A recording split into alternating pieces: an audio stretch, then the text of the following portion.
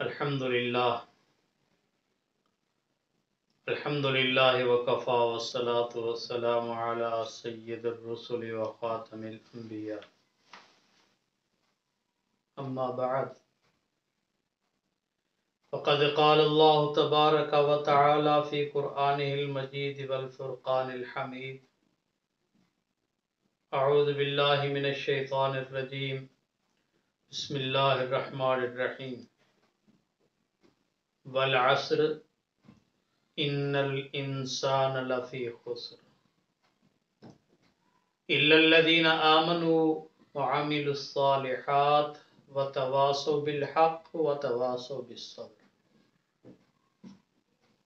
صدق اللہ العظیم وصدق رسولہ النبی الکریم ونحن علی ذلک لمن الشاہدین والشاکرین والحمد للہ رب العالمین اللہم صلی علی محمد وعلی آل محمد افضل صلواتک بعدد معلوماتک وبارک وسلم وصلی علیہ۔ دوستو بزرگو، اللہ رب العزت کا بہت بڑا احسان اور شکر عظیم کہ جس ذات نے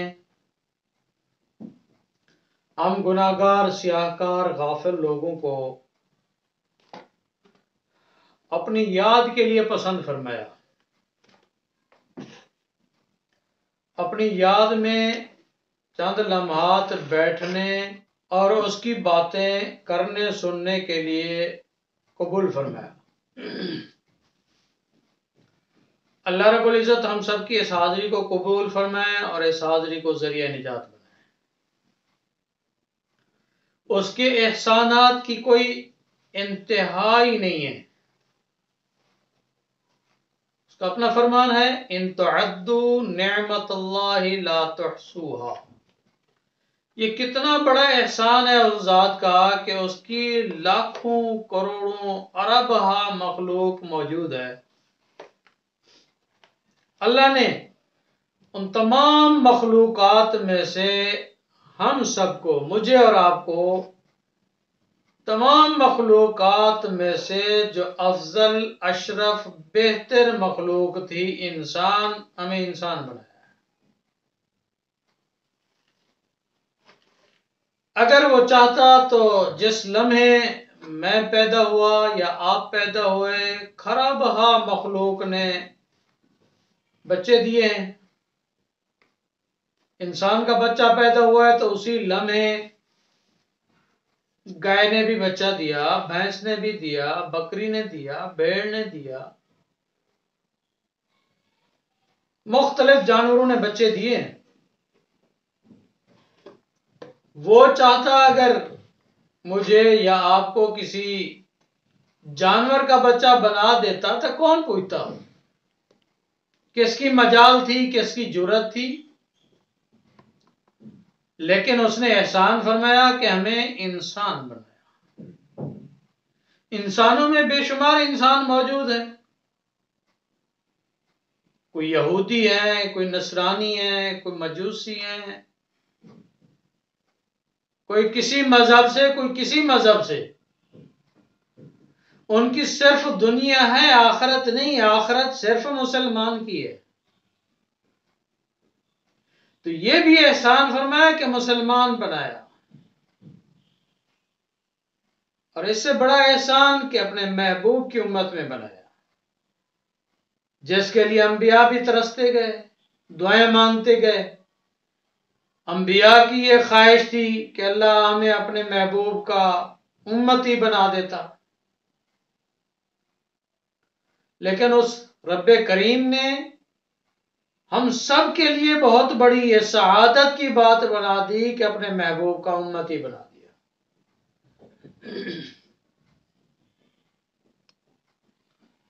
تو اس سے بڑا احسان کہ اس نے قرآن عظیم الشان کتاب عطا فرمائی، دستور عمل، زندگی گزارنے کا طریقہ، دنیا میں رہتے ہوئے آخرت کی تیاری کے بارے میں قرآن عظیم الشان کتاب کلام عطا فرمایا۔ اسی میں ارشاد میں والعصر، مجھے قسم ہے زمانے کی، علماء نے فرمایا کہ عصر کے وقت کی قسم اللہ نے اٹھائی ہے. یہ ایسا وقت ہوتا ہے کہ سورج بھی انسان کو سبق دیتا ہے کہ میری آپ نے صبح دیکھی تھی، میرا طلوع دیکھا، میرا بچپنا دیکھا. ہر جاندار چیز خوش تھی میری آمد پہ. درخت تھے تب بھی خوش، سبزہ تھا تب بھی خوش، سبزی تھی، فروٹ تھے، اناج تھے، سب خوش تھے. جانور خوش تھے، انسان خوش تھے کہ اب دن ہو گیا. پھر جوانی میری دیکھی آپ نے. میری جوانی کا یہ عالم تھا کہ چاہے سردی بھی کیوں نہ ہوتی تھی تو میرے چہرے پہ ایک منٹ تک دیکھنا کوئی گوارا نہیں کرتا، برداشت نہیں ہوتا تھا. اس کی بینائی ضائع ہونے کا اندیشہ ہوتا تھا. تو یہ میری جوانی تھی. اب والعصر، اب میرا شام ہو گیا، اب میرا چہرہ بے نور ہو گیا، بے رونق ہو گیا. جیسے میری اب شام ہو رہی ہے، اے انسان تمہاری بھی شام ہونے والی ہے. تم بھی کسی بات پہ اکڑنا نہیں، غرور نہیں کرنا، فخر نہیں کرنا. یہ تمہارے لیے سبق ہے جو میرا مرجھایا ہوا چہرہ لے کے میں شام کو اس دنیا سے جا رہا ہوں.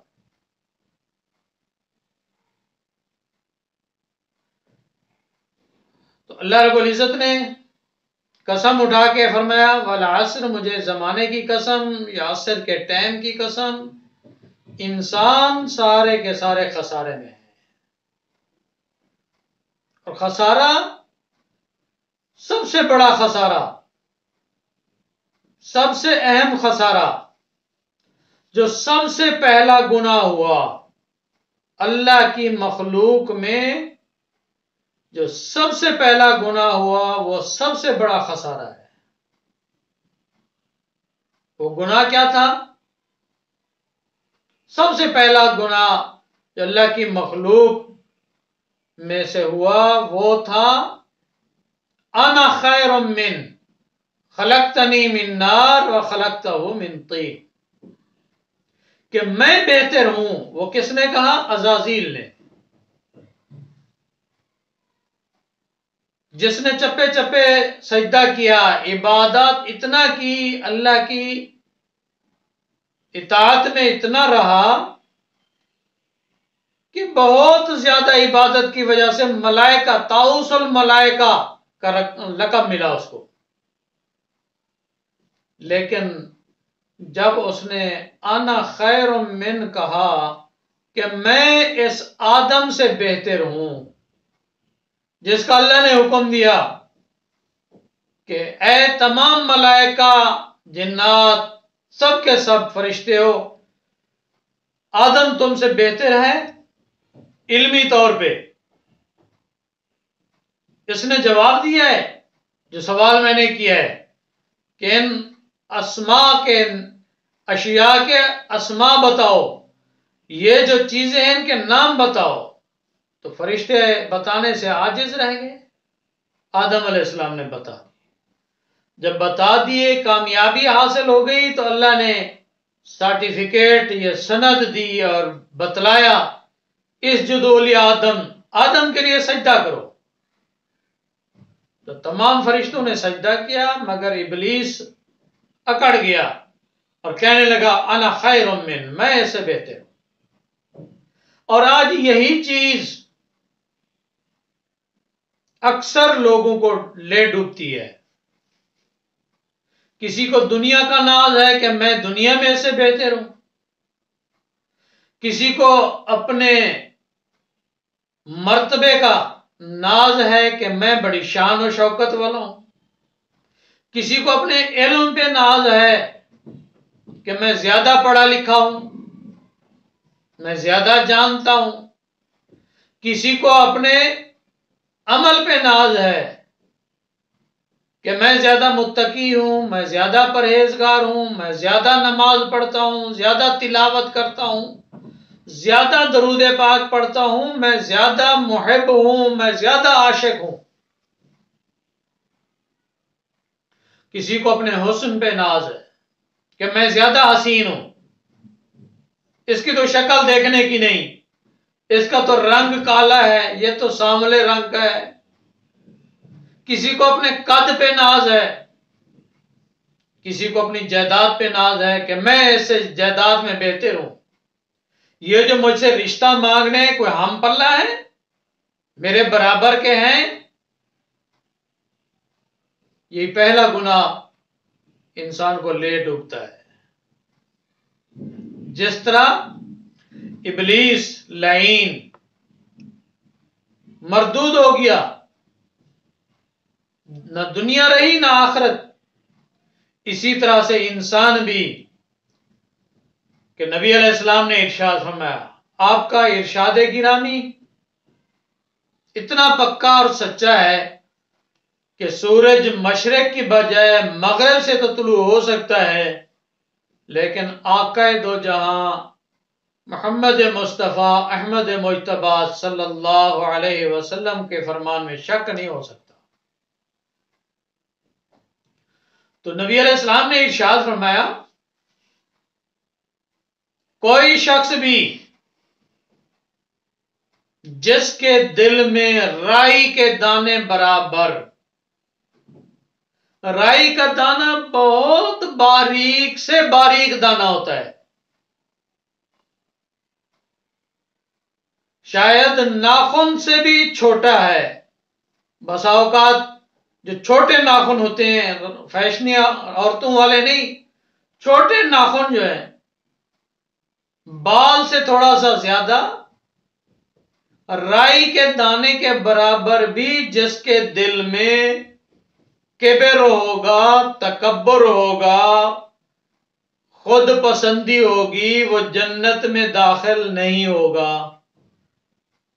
یہ کتنا بڑی وعید ہے، کبھی ہم نے غور ہی نہیں کیا، کبھی ہم نے سوچا اگر کوئی پراڈو پہ جا رہا ہے، وہ جی ایل آئی والے کو کچھ نہیں سمجھتا، جی ایل آئی والا میران والے کو کچھ نہیں سمجھتا، میران والا موٹر سائیکل والے کو کچھ نہیں سمجھتا۔ یہ کیا ہے؟ یہ تکبر نہیں، یہ غرور نہیں، یہ بڑائی نہیں، یہ نعمت اللہ نے دی ہے، کسی کے ہاتھوں کی کمائی نہیں، کوئی قابلیت نہیں ہے۔ ہمارا رب وہ رب ہے جو دے سکتا ہے تو پھر لے بھی سکتا ہے، اس لیے اس ذات کو عاجزی پسند ہے، تکبر نہیں،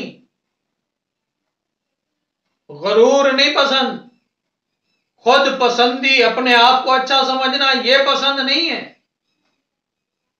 اپنے سے دوسرے کو بہتر سمجھنا یہ ہے اللہ کو پسند، اللہ کے محبوب کو پسند۔ کیا وجہ تھی کہ نبی علیہ الصلوۃ والسلام خود رحمت للعالمین، دو جہاں کے سردار، آپ کے اشارے پہ ایک دو نہیں، سینکڑے نہیں، ہزاروں نہیں، لاکھوں صحابہ گردن قربان کرنے کو تیار، ماں باپ بیوی بچے سب کچھ قربان کرنے کو تیار، لیکن ایسی ہستی جب مکے کے شہر میں باہر نکلتے ہیں، دیکھتے ہیں کہ ایک بوڑھیا بیٹھی ہے، سامان لے کے پریشان بیٹھی ہے، جا کے پوچھتے ہیں اماں کیوں پریشان ہے؟ کہتی ہے سامان زیادہ ہے، میں نے شہر سے باہر جانا ہے، مزدور نہیں مل رہا، کوئی ایسا بندہ نہیں جو میرا سامان وہاں تک پہنچا دے۔ تو نبی علیہ الصلوۃ والسلام رحمت للعالمین، شفیع المذنبین، آقا دو جہاں، اپنے سر مبارک پہ وہ بوجھ اپنے سر پہ اٹھا کے چلتے ہیں اس کے ساتھ، اور اس کو اس کی منزل مقصود تک پہنچا کے آتے ہیں۔ راستے میں گفتگو بھی ہوتی ہے، وہ عورت نصیحت کے طور پہ کہتی ہے کہ سنا ہے کہ مکے میں ایک شخص ہے جس کا نام محمد ہے صلی اللہ علیہ وسلم، اے نوجوان اس سے بچ کے رہنا۔ تو نبی علیہ السلام کا کمال ظرف ہے کہ جب اس کو پہنچایا سنتے رہے، آخر میں رخصت ہوتے وقت اماں نے پوچھا نوجوان اپنا نام تو بتا دے، تو اس وقت نبی علیہ السلام نے فرمایا وہی محمد میں ہوں صلی اللہ علیہ وسلم۔ جب آپ نے فرمایا تو بڑھیا کہنے لگی پھر مجھے بھی کلمہ پڑھا دے، مجھے واپس لے چل۔ یہ تھی عاجزی اور انکساری، ایک نہیں سینکڑے نہیں ہزاروں مثالیں، ہزاروں واقعات موجود ہیں۔ اللہ رب العزت میری آپ کی سب کی اصلاح فرمائے اور دین کا پکا سچا خادم بنائے، اپنے محبوب کے ہر فرمان کے اوپر زندگی بسر کرنے کی توفیق عطا فرمائے۔ وآخر دعوانا ان الحمدللہ رب العالمین۔